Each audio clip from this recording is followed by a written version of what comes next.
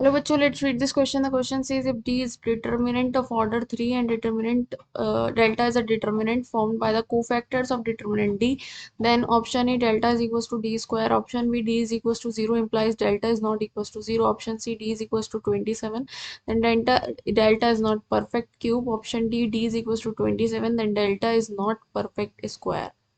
तो यहाँ पर मैं की कॉन्सेप्ट लिख लेती हूँ कि अगर हमारे पास A कोई मैट्रिक्स है, ठीक है, और सी मैट्रिक्स है ए के कोफैक्टर्स,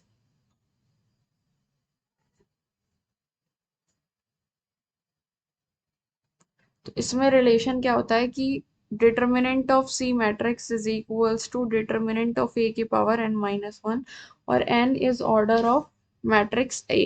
n जो है वो क्या है, order of matrix A, A matrix का ऑर्डर है, ठीक है। तो यहाँ से हमारे पास क्या है, D is a determinant of order three, D जो है हमारा क्या है, डिटर्मिनेंट है, ऑर्डर क्या है थ्री, मतलब एन की वैल्यू यहाँ पे थ्री के बराबर है।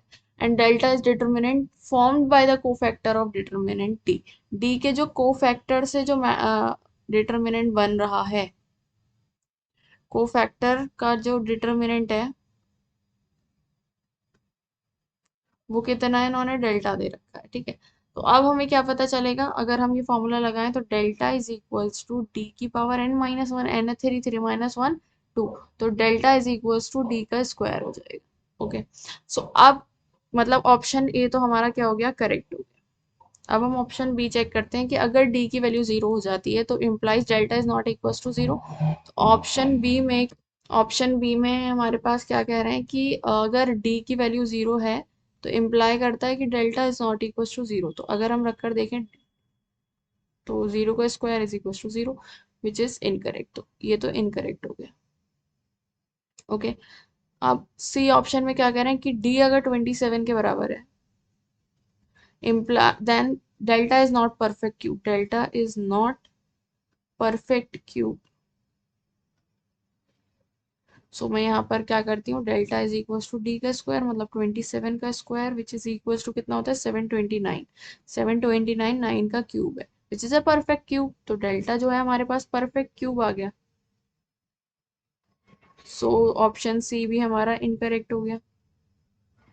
अब ऑप्शन डी में क्या कह रहे हैं कि अगर डी की वैल्यू 27 है तो delta is not perfect square, delta is not perfect square नहीं होगा। तो यहाँ पर अगर मैं देखूं तो delta is equals to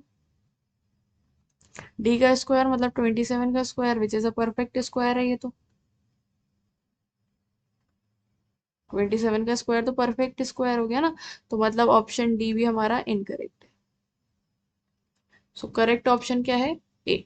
So the final answer is option A, delta is equals to D square is correct. Hope you understood it well. Best of luck. Thank you.